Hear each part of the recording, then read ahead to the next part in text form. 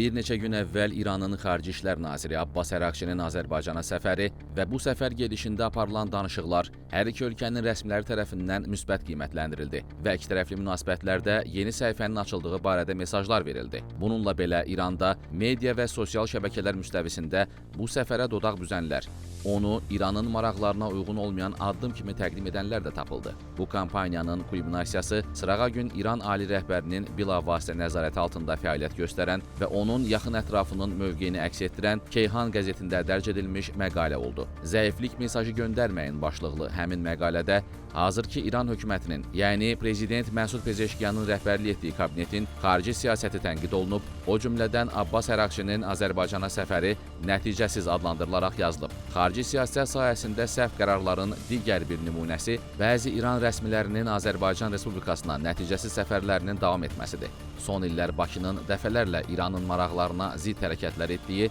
etnik məsələləri qızışdırdığı, sərhəddə gərginlik yaratdığı və İsraillə sıx əməkdaşlıq etdiyi bir vəziyyətdə gözlənilən odur ki, İranın bu ölkəyə yanaşması daha qüdrətli və düşünülmüş xarakter daşıyacaq və dəqiq hesablamalarla daha aydın mesaj göndərilməsi ilə müşayiət olunacaq. Yazıda daha sonra Prezident Məsud Pezeşkiyanın Azərbaycanla münasibətlərə dair məlum bəyanatı tənqid edilərək əlavə olunub. Cənab Pezeşkiyan isə özünün düşündürücü açıqlamalarında İranı Azərbaycan Respublikası ilə əlverişli münasibətlərin olmamasının günahkarı kimi təqdim edir. Problemin kökünü İslam Respublikasının fəaliyyətində görür və onu bu məsələdə hərəkətsizlikdə ittiham edir. Digər tərəfdən nailiyyət əldə etmədən və Azərbaycan Respublikasının davranışında dəyişiklik olmadan rəsmi səfərlərin təkrarlanması yalnız bu təəssüratın güclənməsinə səbəb olub ki, İran hətta düşmənçilik davranışı qarşısında belə birtərəfli diplomatik məsləhətləşmələri davam etdirməyə hazırdır. Göründüyü kimi İranda radikal mühafizəkar siyasi kəsimin tribunası olan Keyhan qəzeti rəsmi Tehranı Azərbaycanla münasibətlərdə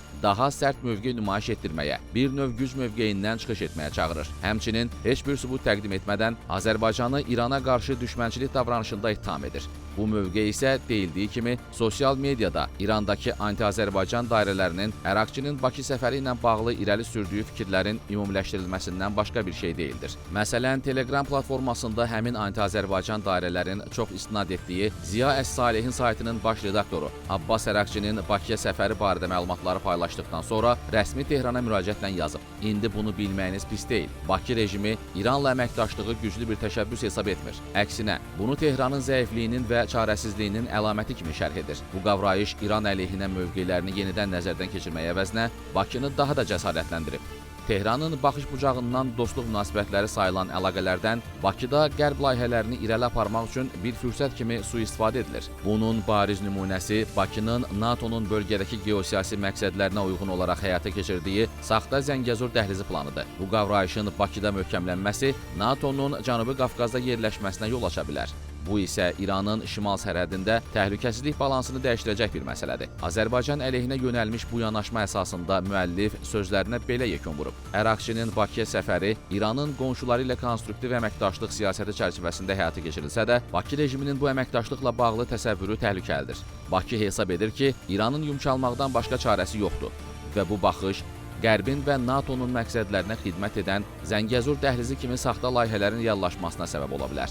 İranda anti-Azərbaycan təbliğatın fəal fiqurlarından biri olan Behnam Kuhi Ərdəbili isə Əraqçının səfərinə münasibətini daha yığcam şəkildə ifadə edərək yazıb. Əliyev hökumətinə bağlı medianın Əraqçının Bakı səfərinə yanaşmasının xülasəsi belədir. Pezeşkiyanın lütfü sayəsində İranın ali rəhbəri məcbur oldu ki, Zəngəzur dəhlizi məsələsində Bakının dəmir yumruğunun gücünü qəbul etsin və daha çevik mövqe tutsun. İran Cənubi Qafqazda yeni reallığı qəbul etməkdədir. Sepaha bağlı olduğu şübhə doğurmayan və geniş izləyici auditoriyası olan bir kanalı isə Abbas Əraqçının Bakıya gələrkən güya yüksək səviyyəli Azərbaycan rəsmilərindən heç kəs tərəfindən qarşılanmadığı, yalnız Azərbaycanın İrandakı səfirinin qarşılanma mərasimində iştirak etdiyi barədə geniş təbliğ olunan yalan iddianı təkrarlayaraq hakimiyyətə müraciətlə yazıb.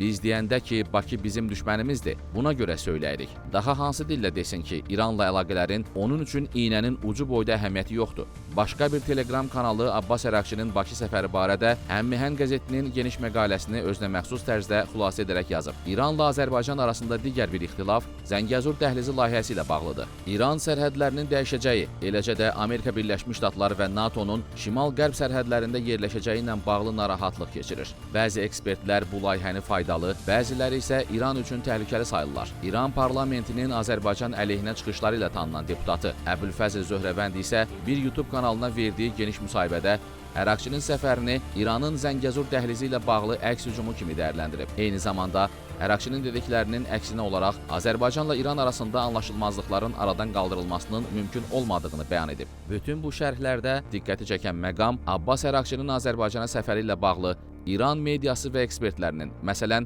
danışıqlarda önəmli yer tutan Şimal-Cənub dəhlizi məsələsinə deyil, Zəngəzur dəhlizi mövzusuna fokuslanmasıdır. Bu isə sifarişin, necə deyərlər, yuxarıdan və bəlli mərkəzlərdən verildiyini nümayiş etdirir. Bunu dünən İran ali rəhbərinin beynəlxalq məsələlər üzrə baş müşaviri, keçmiş Xarici İşlər naziri Əli Əkbər vilayətinin Ermənistanın Tehrandakı səfiri Qriqor Akopyanla görüşündə dedikləri də sübuta yetirir. Həmin görüşdə vilayəti Tramp marşrutu məsələsinə toxunaraq deyib. Bu layihənin Zəngəzur dəhlizi ilə heç bir fərqi yoxdur və İran qəti şəkildə onun əleyhinədir. Vilayəti əlavə edib ki, Zəngəzur dəhlizi layihəsinin irəli sürüldüyü ilk vaxtlardan İran sərhədlərin hər hansı şəkildə dəyişdirilməsinin və ölkənin təhlükəsizliyi üçün təhdid doğuran dəyişikliklərin əleyhinə çıxaraq onun qarşısında dayandı. Ali rəhbərin müşaviri daha sonra deyib, Tramp marşrutu layihəsi əslində həmən Zəngəzur dəhlizi layihəsidir. Sadəcə adı dəyişdirilib və onun Amerika şirkətlərinin Ermənistana daxil olması formasında həyata keçirilməsinə çalışılır. İran-Azərbaycan münasibətlərində pozitiv dinamikanın müşahidə olunduğu və Abbas Ərəqçinin səfərinin əlaqələrə yeni impuls verdiyi bir şəraitdə İran ali rəhbəri müşavirinin verdiyi bu açıqlama